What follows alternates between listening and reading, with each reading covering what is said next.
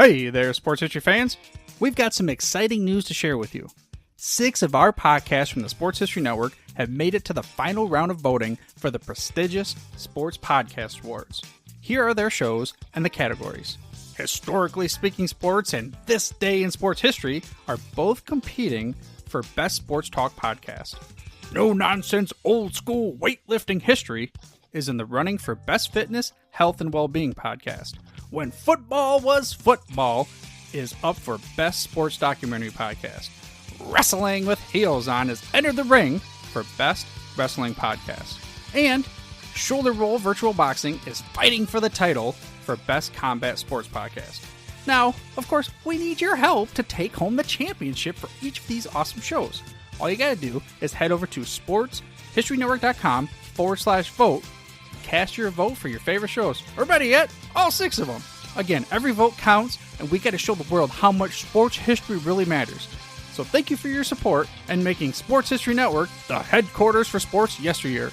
But again, don't wait. You got to go vote now. That's over at sportshistorynetwork.com/vote.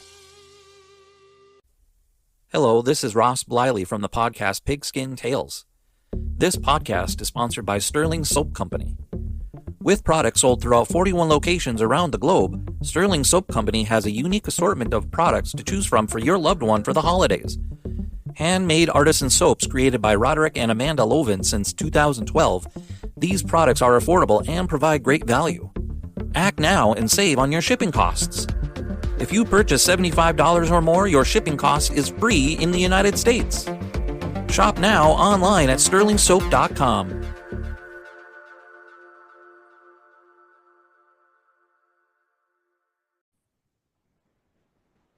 And we'd like to welcome everybody back to the Football's Family Podcast, the first episode of the new year. And being that it's the new year, I am very grateful that the old year with the Titans has been taken care of, and then we don't have to think about them until August. I am also grateful that we have some good football going on in the NCAA tournament, which I think is a little bit weird how the setup was, but at least it had some good games. But now we are in the time of year where the playoffs begin, and we have several games coming up this weekend. And one of the games that we have is we have several of the games coming up, but let me pull up right here in my phone the NFL playoffs, and let's go down some games coming up this weekend. We have the Chargers and the Texans. We have the Steelers and the Ravens. We have the Bills and the Broncos. We have the Packers and the Eagles, the Commanders and the Buccaneers, and the Vikings and the Rams. Now, out of all those things, one of my guests this week will talk about one particular game, but I really think at this point, I really would love to see the Vikings and the Rams. That would be my top game to see. The Packers and the Eagles are going to be great. I don't think the Broncos are going to stand up against the Bills, but my guest we'll be talking a little bit about one of the teams and their history. Would you like to introduce yourself today, my friend? Yeah, I'm Jack Gilden. I'm a writer, an author, and a journalist from Baltimore, Maryland. His Collision of Wheels, Johnny Unitas and Don Shula and the Rise of the Modern NFL is a book that I would put on par with just about any other NFL book I've read. I enjoyed that. And I had you on a little bit ago, and I'm glad that you're back on, my friend. Yeah, I'm glad to see you, Jeremy. I love talking to you, of course. Well, your picture, and you're going to have to correct me. I cannot remember the name of the book you wrote about the equestrian, the horse book that you wrote. Yeah, it's about thoroughbred horse racing, and it's about a special horse named Spectacular Bid from back in the late 1970s. And the name of the book was The Fast Ride. That's right. It's been a long time since I've heard that. But your pictures that you put up with that cigar in your mouth, typing on the typewriter, I thought that is what I'm talking about. That's exactly what I'm talking about. Well, that was my concept, and the idea was for that biography photo on the flap of the book to kind of look like a cranky old newspaper man, which I mean, I had the cranky part down down solid already.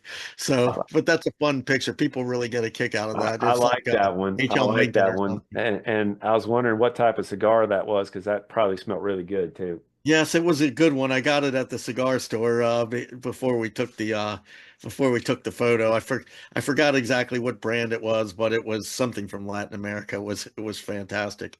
Well, when you let me I'll know. let Just you send me know. a message and I might want to try it myself. But Okay. but anyway, what we're going to talk about today. Now, I am not familiar with the Colts in Baltimore. I know a little bit because I know you went through a lot of wilderness to get to the promised land with Baltimore Colts playoffs. You had the Super Bowl three, correct? No, Yes. Super Bowl four and No, five. Super Bowl three. Super Yeah, Bowl three. Super Bowl three you ran. Super Bowl five you won. Um, Right. but Super Bowl three was the team that everybody thought was the best team at that time, and it was. It was a lot better than the Jets. A lot better than the Jets. But it didn't work out in that one. Super Bowl five, you won because of an amazing kick.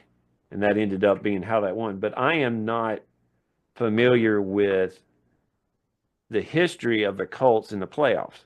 Now, the Ravens, on the other hand, I'm very familiar with being a Broncos fan, or no, Titans fan. Hmm. 2000, y'all took the heart right out of me. I was there. Oh, you were in Nashville for I that, was weren't in it? Nashville. Yes. Oh, okay. The Ray Lewis taking the ball right out of Eddie George's hand still hurts me today. But we sort of got a revenge a few years ago when Derrick Henry ran wild over the Ravens. But I don't want to say we got to come up. I'm still not over that one. But tell me, please educate me because that's what this show is about. Uh, Tell me a little bit about Colts playoff history and Ravens playoff history. Well, the Colts I mean, the Ravens are a very worthy successor to the Colts, I would say. I mean, to me, for as long as men play football, the Colts will be the team of Baltimore. The Baltimore Colts will be the all-time team of Baltimore. But the Ravens have been a worthy successor franchise. And I mean, the Colts, in my book, the reason why they're the all-time team is because that was a very unusual franchise. You went really from one man who might have been rightly considered the greatest football coach of all time, Weeb Ewbank, and you could make a strong case for him to this very day for that title. And they transitioned in the early 1960s from him to Don Shula, who could rightly be considered the greatest football coach of all time. So it was a very extraordinary uh, happenstance there. And so, the Colts played in the two most significant games in league history, which was the greatest game ever played, the sudden death overtime thriller in 1958, which they beat the Giants in the first ever overtime game. Then they repeated as champions in 59, and they were on their way to repeating as champions again for the third time in 1960 when Unitas was really beaten up by the Bears, and the whole team was really beaten up by the Bears a few weeks before the end of the season. And the game was so brutal. I don't think either team won another game the rest of the year. Two really, really fine football teams. And so the Colts lost it a little bit, but then when Shula came in, they went back to the title game in 1964. He beat the Packers twice that year to win the division, beat the Bears twice that year to win the division, and then faced the Cleveland Browns in the title game. And Cleveland had some really nice players on that team. They had Frank Ryan was the quarterback. He was a mathematics PhD. They had Paul Warfield as a receiver, one of the greatest of all Hall of Famers. They had Gary Collins as another receiver who should be in the Hall of Fame. Look him up if you don't know who he is. He was one of the most magnificent receivers in the history of the game. And of course, they also had Jim Brown. Yeah. So there was an awful lot of firepower on that team.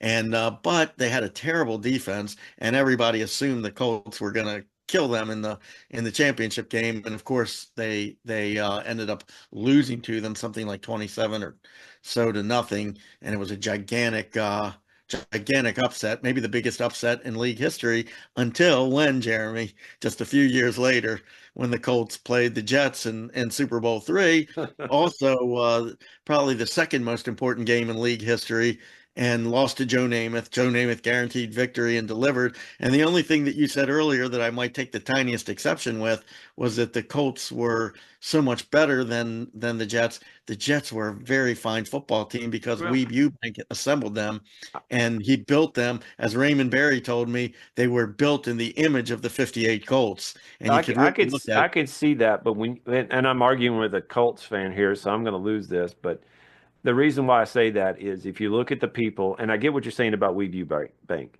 but when you look at the people and compare them on paper, your Colts was they were just better.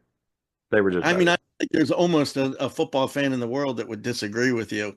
But I would only say that the Jets were a far better team than what people thought they were, and also what the odds would say. And if I talk to any of those old Colts today, the ones who are still alive that played in that game, they would say I was crazy to say that about the Jets.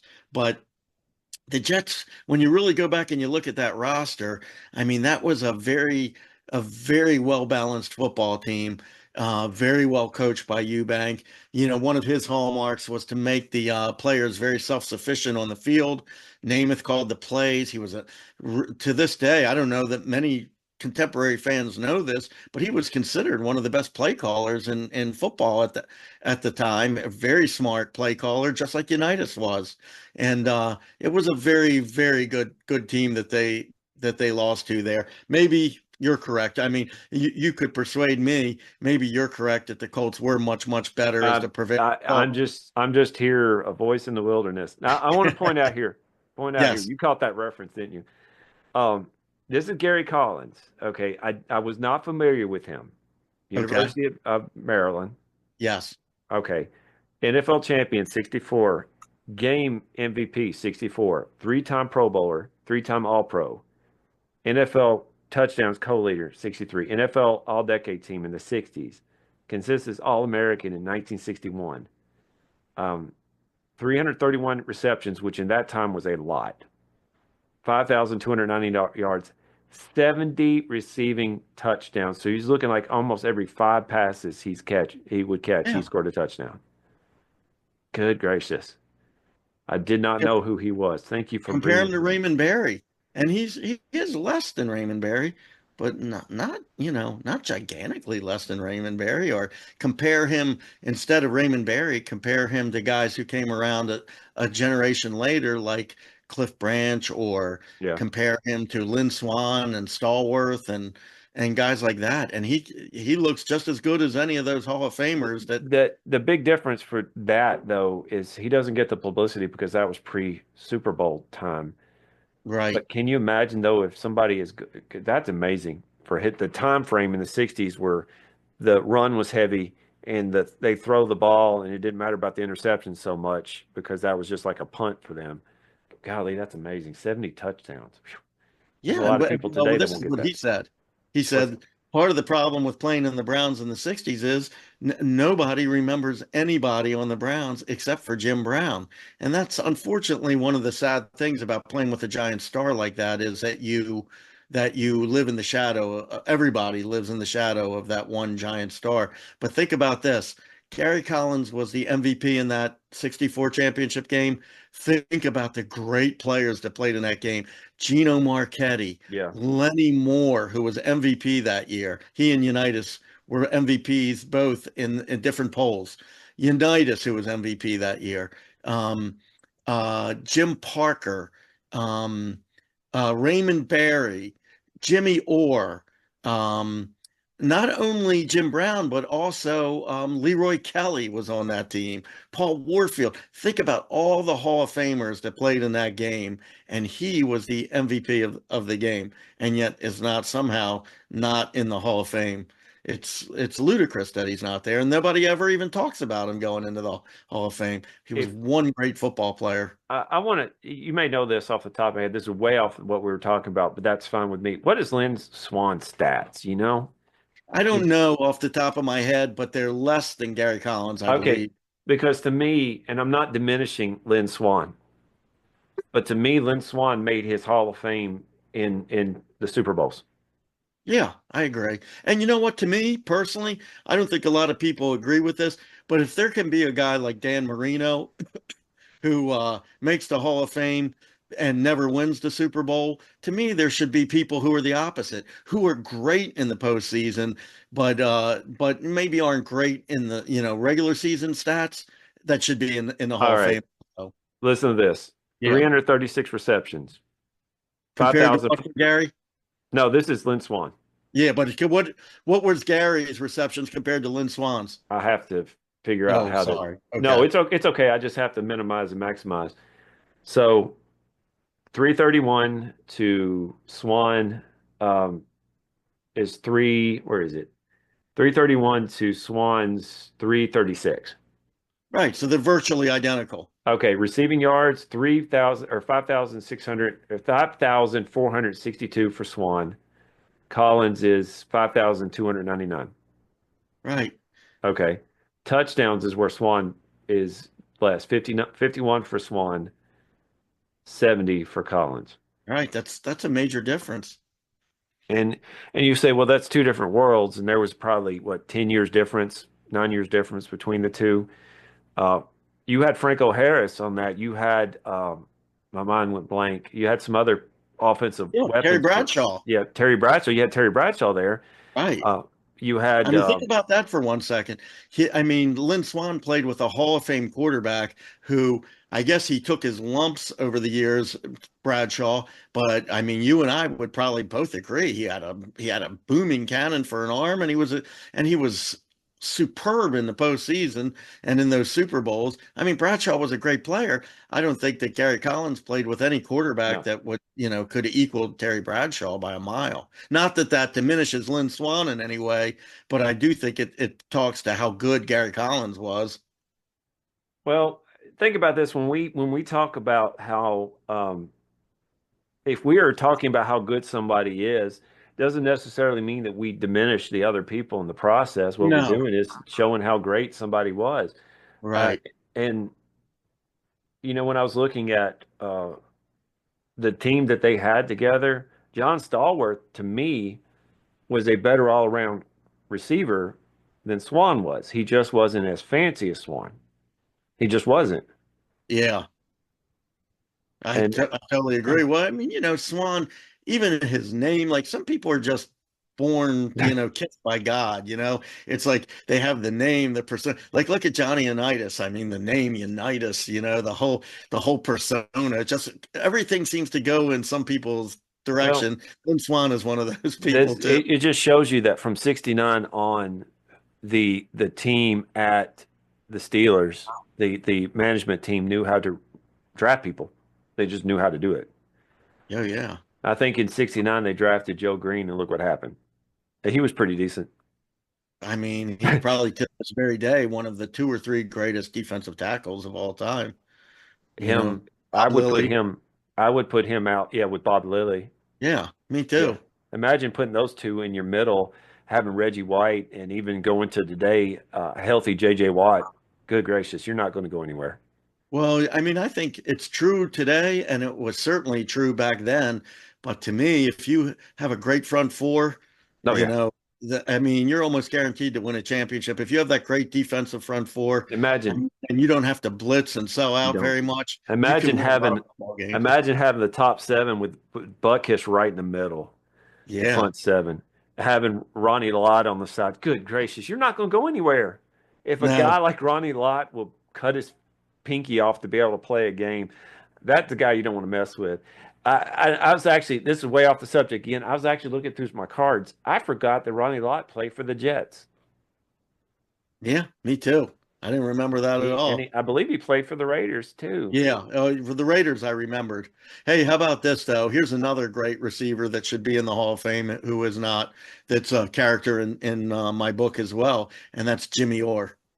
Was Yes. unbelievably great. You go back and you look at his yards per catch over his career. I think in his rookie season, and Bobby, he played for the Steelers, and Bobby Lane was his quarterback at the Steelers. And I think he had something like 27 yards per catch that year, his rookie season. I think to this day, it's the highest yards per catch in NFL history. 26 yards per reception. Again, what the kids today, I say kids, the younger people today are kind of spoiled with the whole passing game. What I remember growing Yeah. up with is the rushing game because you had people like Walter Payton that made it and Barry Sanders that made it look easy. And you, Oh, yeah. I mean, to me, Barry Sanders, I mean, look, I grew up with Earl Campbell. He was magnificent. You know, I come from a city that went from Lenny Moore to Lydell Mitchell.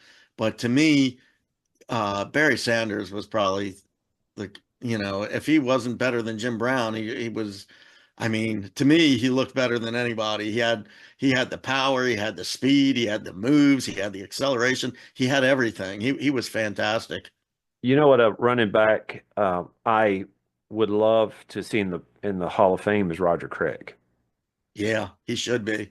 He Now, if you was don't he know was just Roger Craig, fantastic. Christian McCaffrey is Roger Craig now. Roger Yeah, Craig was Christian McCaffrey back then. Probably yeah. not as gifted as McCaffrey, but he had everything going at one time. Well, he didn't have to be either. I mean, he had Joe Montana and Jerry Rice at times, and I mean, they had so many Well, weapons on those teams, and one of the greatest coaches of all time. So he didn't have to be as good as Will, McCaffrey to really be big for his team. there's a reason why the West Coast offense could work for them that it didn't so much work for Cincinnati. It worked Yeah, because of Roger players. Craig. Right. Of It course, was Joe not only Montana didn't Roger hurt Craig, it's Joe anything, Montana, but I mean, Jerry they had John Rice. Taylor. Right. Oh, they had several good players there. Great offensive lineman and just everything. But always felt that Bill Walsh was a little overrated in a sense. I know that's ludicrous, but in a sense, like people talked about how progressive and what a tactician he was. Yeah, but I always thought where he his what made him great was his player selection. He really picked some unbelievably great players for that franchise in the draft and other free agents.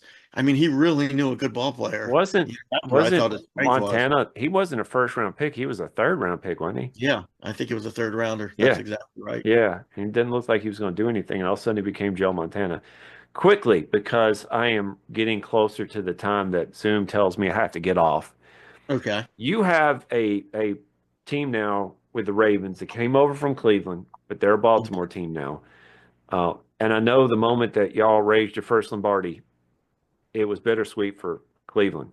Now, I know there's some people in Cleveland who are fans of the Browns that moved to Baltimore, but they're very quiet because you don't want to say that up in Cleveland. No. And I believe Cleveland got their team back in '99, and they've been hurting ever since then. I actually saw it was a computer graphic that actually went down and made the shirt. Have you ever seen it? The shirt that has all the starting quarterbacks on it, they made it all the way down. Yeah. Yeah. It's pretty bad. But you've had pretty successful. You've had two coaches.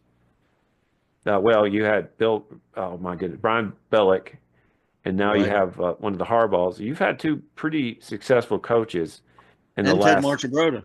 Yeah, yeah, yeah, yeah. You've had some pretty good ones, but the last two have been the top ones. You have a very consistent coaching staff. You have a very consistent front office. Ozzie Newsome could be in the Hall of Fame for so many reasons, and his front office thing could be part of it. You know, he was one of the greatest tight ends ever for the Browns, but his player selection, good gracious. Yeah, it was unbelievable. I mean, the first two players he ever drafted for Baltimore were John Ogden and Ray Lewis, Yep, and both in the Hall real of close to Fame. each other. Uh, if I remember correctly, he also picked up Jamal Lewis, and Jamal Yes. Lewis, people don't may not realize it, he was a 2,000-yard rusher. I mean, I was too young to have seen Jim Brown play. I was born, I think, in his last season, but I always imagined when I watched Jamal Lewis that must have been what Jim Brown was like. He was big and strong and super fast and just impossible to bring down. I'm kind of miffed in a way, but not really. I would have loved to seen LaShawn, or not LaShawn. My mind went blank. My mind went blank. Um, Saquon Barkley. Sorry, LaShawn McCoy. I was thinking of because he was a Eagle. Saquon, I would love to see him break the record this year, but it wasn't to be. I would have liked to see him at least get the opportunity to. Yeah, It'd be yeah. like sitting down Cal Ripken before before the day that he tied Lou Gehrig, or sitting down I don't know. I mean, or Hank Aaron before he could break Babe Ruth's record. It was just insane. I mean, this is a real problem that football has, and it's something that they should really make everybody play till the end. They should probably say, I don't care what your situation is, you can't rest starters, and if we're going to charge people for the tickets, you got to play the players. I Well, think. you remember? Did you watch the Broncos Chiefs game? What The, this, just last week, or yeah, that uh, was terrible.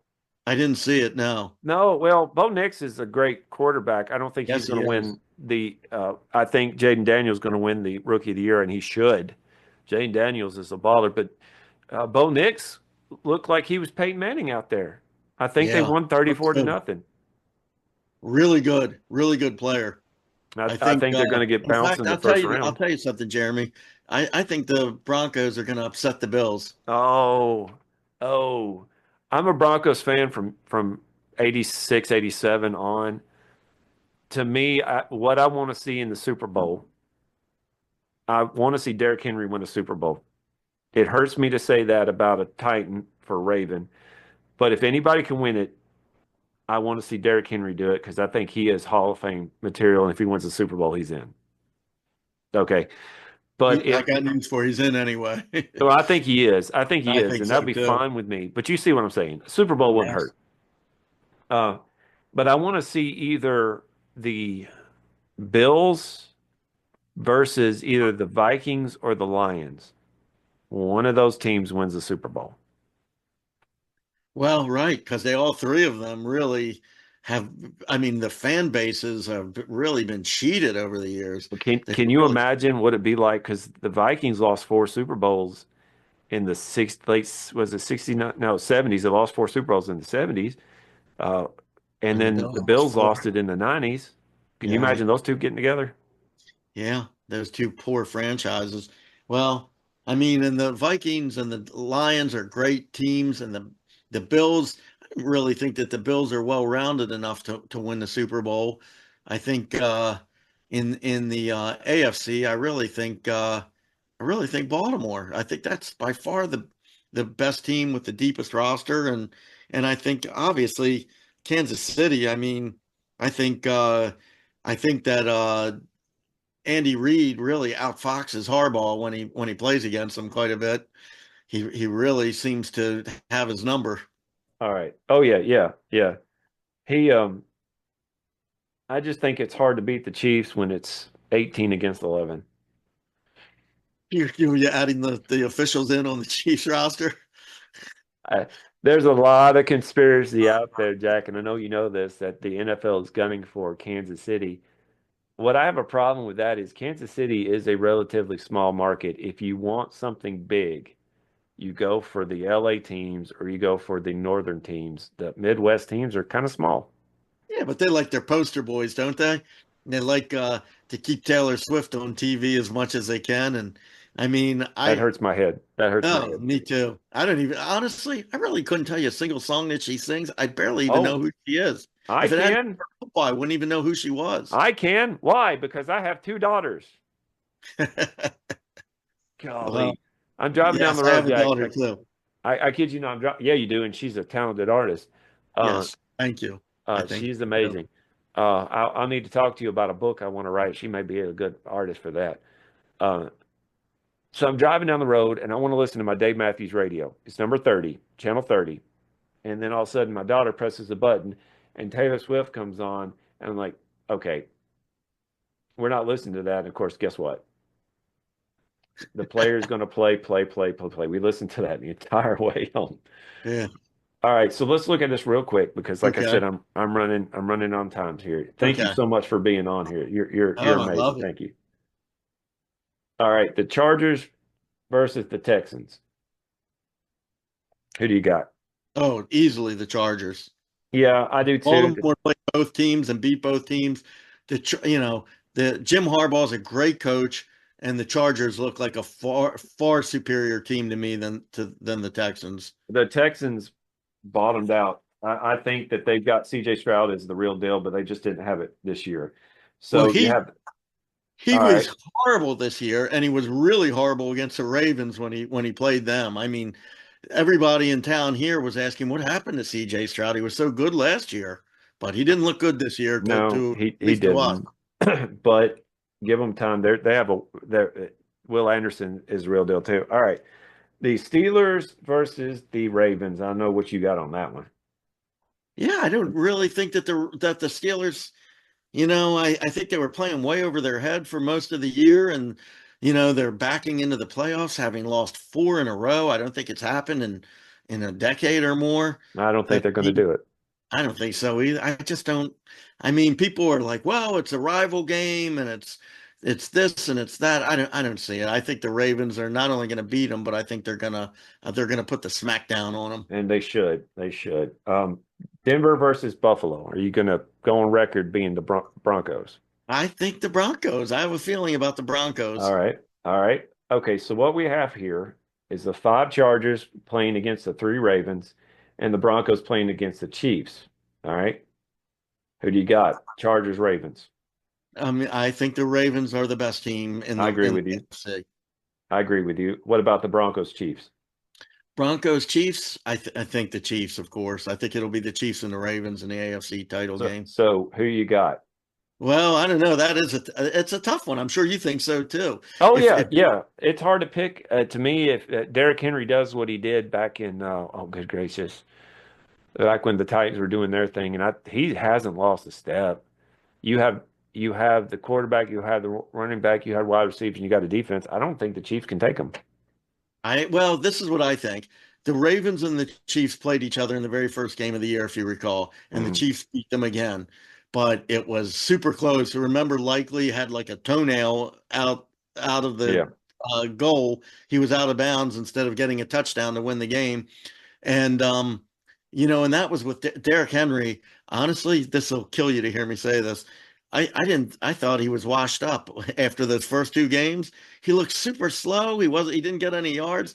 And then obviously that shows you how much I know about football You're because he was killing me, Jack. I'm over here incredible. just crying. I'm over here crying because he is that good. I think the Yes. Ravens could take the Chiefs. You think they can take them or I cannot? I think they can. Yeah, I think so. I mean, especially where I was going with all that is once Henry found his way. I mean, he didn't do anything in that Kansas City game, but when he found his way a game or two later, I mean, I don't think anybody could stop the Ravens when Henry and Lamar are both on their games. And the Now, defense is not the Ravens defense of yore, but it's a pretty good defense now. It's gotten to be like middle of the road, and it's more than ample enough given what that offense can do. now the only difference I would have about this is I would have the the Bills winning, which they would go to play the Ravens, Yeah. and the No, the Chargers would go Ravens would play the go to the Chiefs. Bills.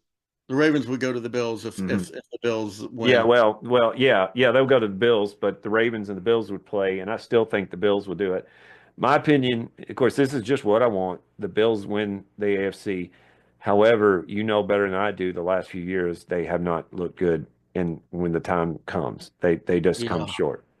Quickly, all right. So Minnesota versus the Rams. Minnesota versus the Rams. I mean, how can you go against Minnesota right I now? I would go with Minnesota. I I agree with love you. the fact that Darnold is resurrected. Al, don't take this last game against the Lions as who he is.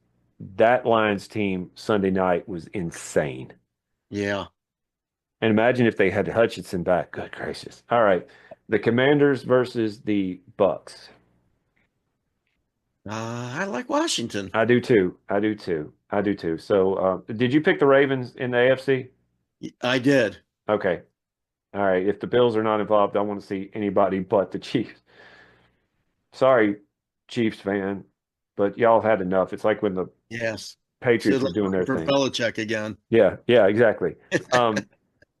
The Packers versus the Eagles. I like the Eagles. I do too. I do too. Although upset to me, the Packers could take the Eagles. I just don't think it will happen. I don't think so either. Okay, so you have the Vikings versus the Eagles. Yeah, I like the Eagles again. I do too. I do too.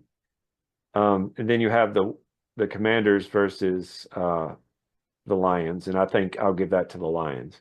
Me too, because the Commanders are a nice team, well coached, and a great quarterback, but he's a rookie, and you know, 1 or 2 years too early. yeah, that's what I would say too.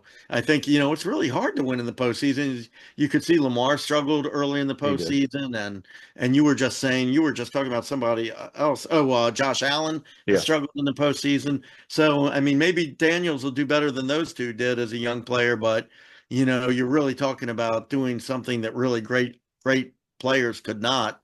So, I think he'll win the first round, which is a huge deal for them to be in the yeah, playoffs. I think the Commanders are real, just a year or two early. All right, I Lions, think so Eagles. too.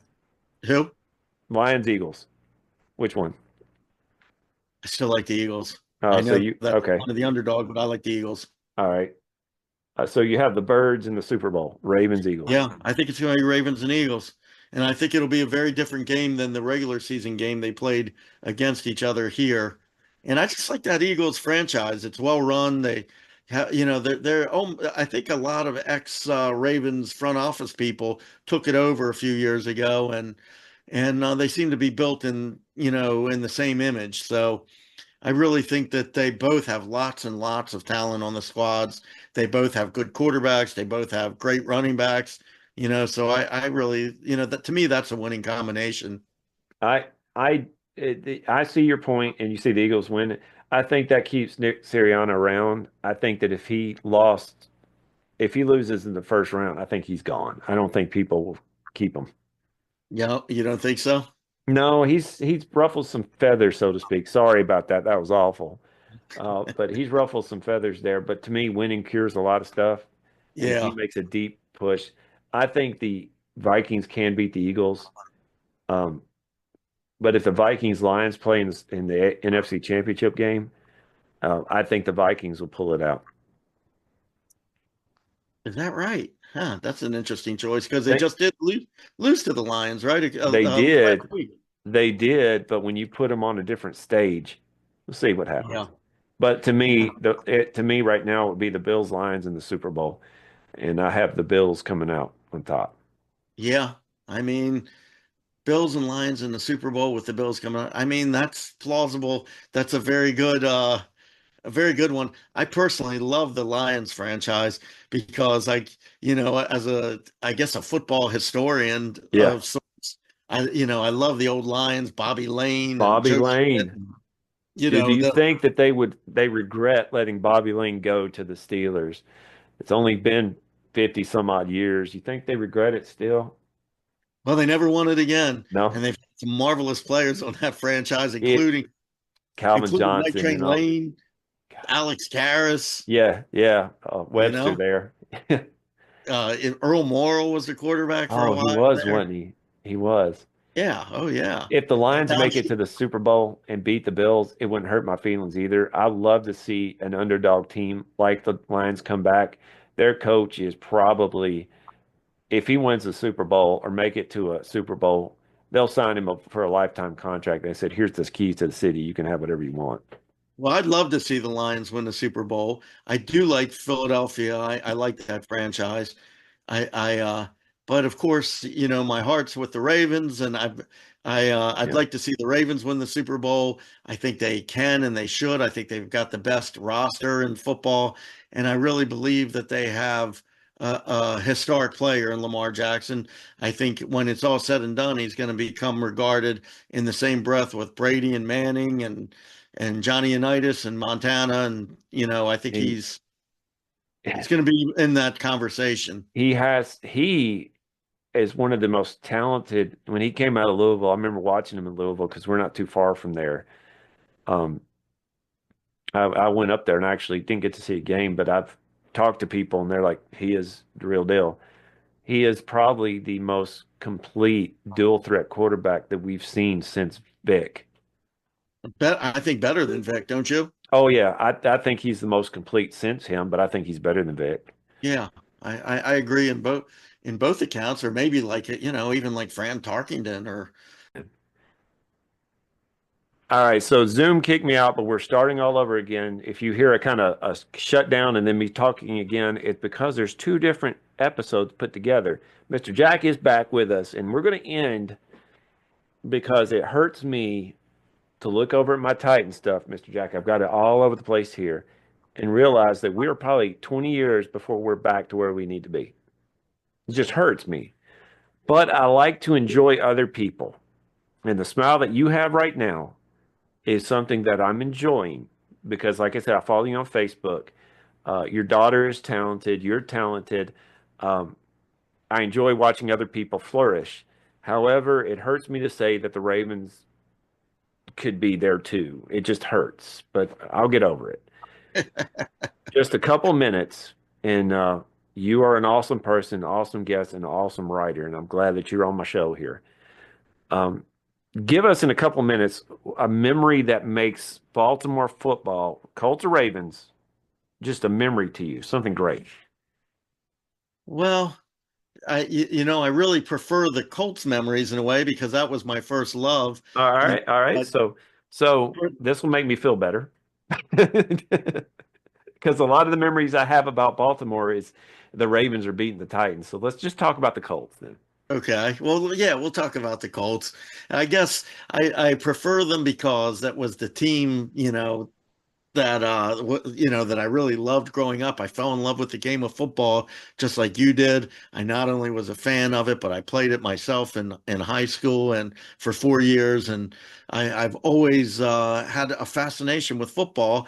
But my memories of the Colts are going to be very different than almost anybody else of my generation because I spent 4 years living with the classic Colts, the Johnny Unitas Colts of the 50s and 60s in my head while I wrote Collision of Wills. And it's just like knowing those people when they're in your head every single day and you concentrate on them. So, I mean, obviously the 58 Colts and winning the 58 championship game, that's the thing that I think about, even though I wasn't alive for it. And, and in a way it makes it more special because it's almost I know that you are a person who enjoys the Bible and the legends of that era, and in a way, when you go back to an early era, I look at like Johnny Unitas almost as like a legendary, not to be blasphemous, but like Moses, like somebody who goes so far back, he's almost like unknowable, like almost somebody that you can't see or understand, but I love that. I mean, Baltimore will always have that aura about it because of him and because of those teams. So even though I wasn't around for it, my most sacred memories of football surround Johnny Unitas and the Colts. Now, one of the things, can you see that? Oh, Yes. that to me, this is a 58 ring. It's Yeah. very blurry, and I apologize for that. It's just, but you've seen it. I'm sure you've seen a couple of Yes, I have. to me, the rings that they had back then, the simplicity of it is the beauty of it. Oh, I totally agree. The I rings totally that you agree. had That back 58 then, ring. I mean, that thing, if you had Johnny Unitas's 58 championship ring, in my own opinion, I know there'd be plenty of people would disagree. That would be the holy grail of sports memorabilia. I'm sure one of his children must own that today and prize it because what could be cooler? What would be a better piece of memorabilia what in American sports? what did he? Again, we're way further than what I thought we were going to be. That's okay because this is what we're doing, Mr. Jack. Did he value this ring more than any other thing he had? I Like don't think he valued any of the things that he had. He was an utterly unsentimental man. His daughter Jan, who was a close friend of mine, she said that he would win. Every week he'd come home with a different game ball, painted up with his name on it, the score, the whole thing. You know how they are. She said he'd come home. Here's another ball. He'd toss it to the kids. They'd play with it in the backyard. The dogs would pick them up and carry them around the backyard. He just really wasn't about memorabilia. He wasn't sentimental. I know at times he cared about his stuff. Eventually, he stored it all and then gave it all over to in the end to the Babe Ruth Museum. But he wasn't all that sentimental about that about items. Well, let's do this real quick. Looking at that ring and then Super Bowl five ring. I did a program not too long ago. I say not too long ago, um, several years ago, well, when I started this, talking about how great the Super Bowl rings are.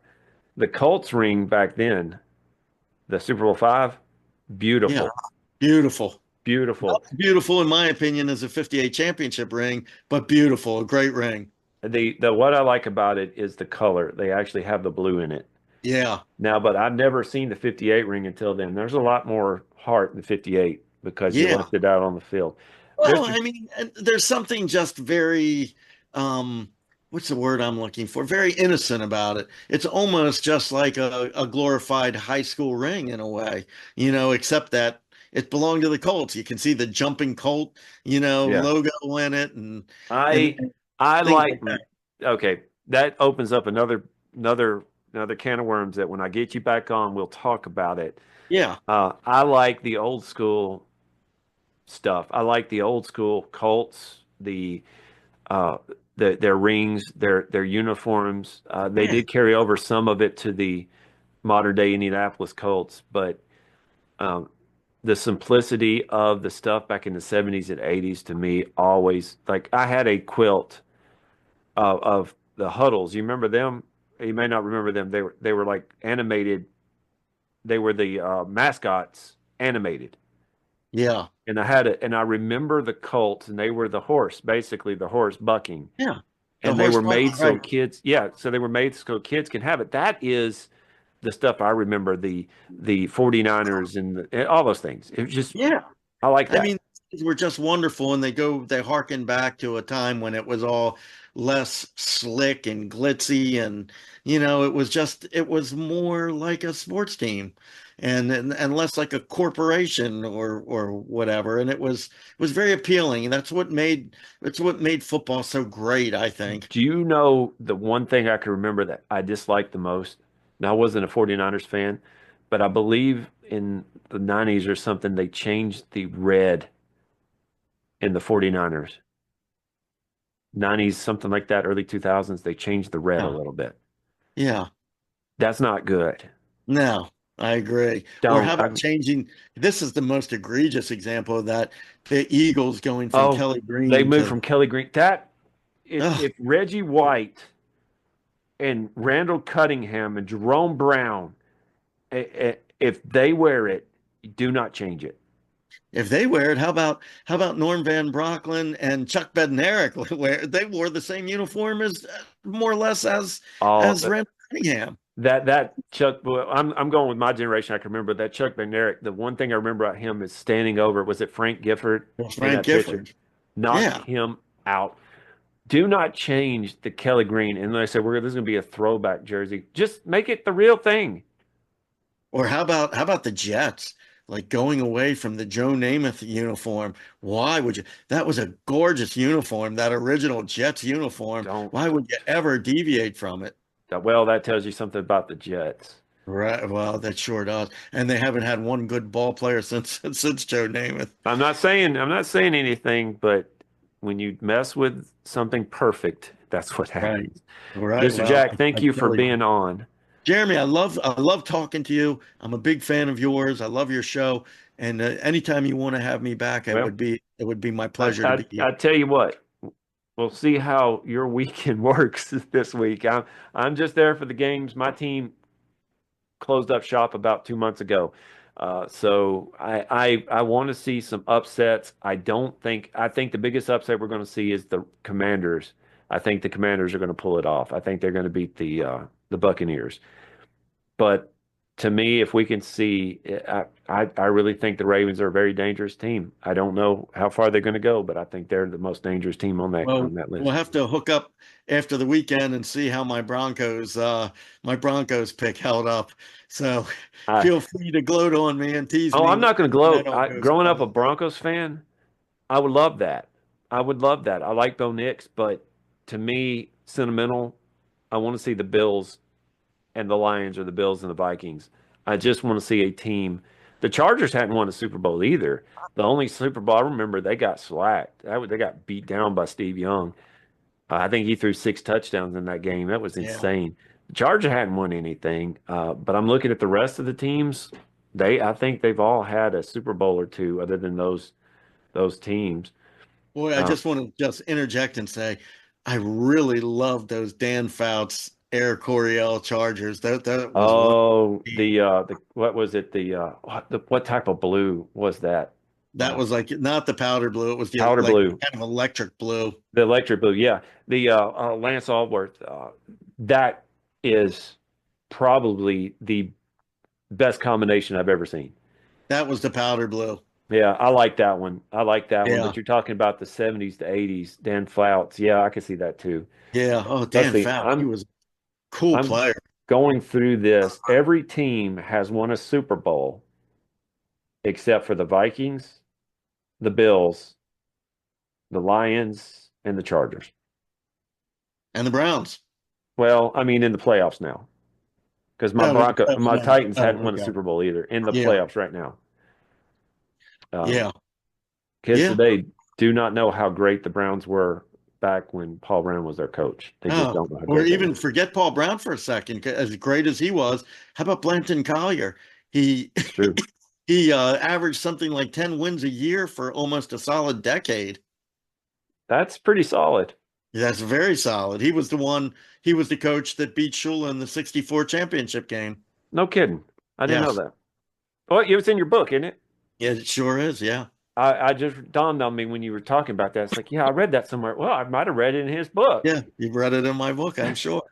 Thank you for coming on, my friend. It's great to talk to you, Mark. I'm sorry. Well, that's my middle name. Jeremy Mark McFarland. Exactly. Yes, I know. Yeah. Well, it's great to talk to you, Jeremy. I love seeing you, and I'll see you again soon. You will. Take it easy, and thank y'all for listening to Football's Family. If you're listening and not understanding about Fran Tarkenton was back in the 70s, even now, like a cheat code in Madden. He played for the Vikings, then went to the Giants, then came back to the Vikings, and I think he played in 3 Super Bowls because the first one they played, I cannot think of his name, but he was from Canada. Joe Cap. Yeah, Joe Cap. Tarkenton was a cheat code that no one could figure out how to beat unless it was in the Super Bowl. And when he retired, he had held all the major passing records. He had surpassed Johnny Unitas in all of them. But, I think he didn't get along with Norm Van Brocklin, who was his original head coach, which you can imagine because Norm didn't get along with anybody. Guy. What's that? Norm didn't get along with anybody. No, but he was one of the most heroic players himself as a player, but as a coach, he was, oh my God, nobody. Hey there, sports history fan. This is Arnie Chapman, aka the Football History Dude, and I hope that you enjoyed this recent episode presented by the Sports History Network and were able to learn some good old-fashioned sports history knowledge nuggets. I started the Sports History Network back in 2020 with the mission to help podcasters find a community of like-minded sports history nerds, as well as helping aspiring podcasters to start their own shows. We have a little bit over 30 shows on the network right now covering all sorts of sports history, but as far as I'm concerned, we're just at the toothpick in the ocean moment, that can't even figure it out because there's so much more coming. We wanted to create the ultimate headquarters for sports yesteryear, starting with Podcast Network and our website, but we're going to continue to move into other mediums as well. And here's the cool part, because we want you to be part of our team. So if you're interested in starting your own podcast, or maybe being a guest on one of our shows, or who knows, maybe even writing an article for us over on the website. Seriously, all you gotta do is reach out to us on the contact page over at sportshistorynetwork.com. You can be as technologically savvy as a Neanderthal tapping on a stone trying to figure out this whole hieroglyphics thing back in the day. Again, it doesn't matter, because even if you don't understand the whole podcast space, we have a production team that can pretty much help you out with doing everything. All you gotta do, head over to sportshistorynetwork.com, head to the contact page, fill it out. That message goes right to me, and I'll reach out to you as soon as I can. But for now, dude, I'm through if you're through.